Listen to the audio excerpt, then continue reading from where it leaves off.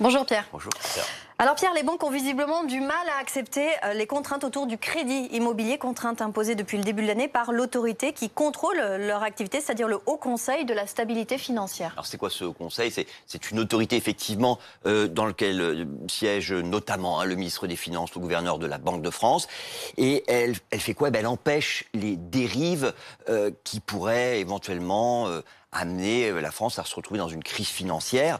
Et là, elle demande spécifiquement, effectivement, aux banques de prendre moins de risques quand elles accordent des prêts immobiliers. Concrètement, qu'est-ce que ça veut dire?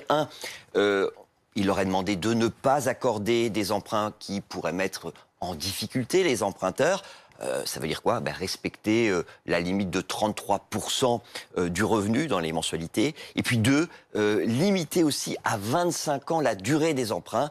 Et ce sont ces contraintes-là que les banques trouvent gênantes parce que ça pourrait en fait empêcher tout simplement des Français à accéder au crédit immobilier. Alors, est-ce qu'on sait précisément combien, Pierre? Alors, il y a une estimation qui a été faite par un économiste. Et selon ses calculs, ce serait entre 100 et 130 000 emprunteurs potentiels. Alors cet expert, il est le créateur de l'Observatoire des crédits aux ménages, on peut dire qu'il connaît le sujet, mais en même temps, il n'est pas totalement neutre parce que son observatoire, il est financé par les banques. Or, vraiment, les banques n'ont aucune envie qu'on restreigne leurs ambitions et on peut comprendre pourquoi, parce que les taux, ils sont très bas. On était, sur la fin de l'année dernière, en moyenne, selon la Banque de France, à un niveau pour les crédits IMO de 1,2%. Et donc, vous avez évidemment beaucoup de Français qui veulent en profiter pour acheter.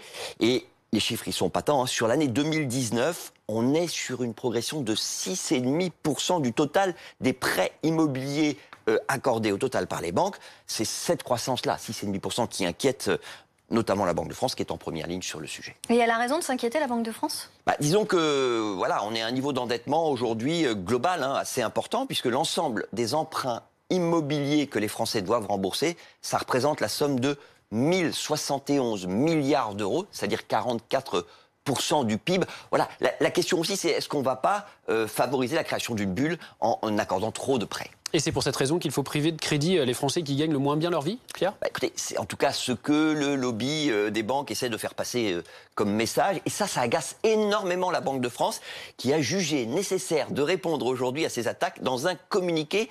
Alors, il est vraiment cinglant, ce communiqué, pas du tout dans le ton habituel de cette institution.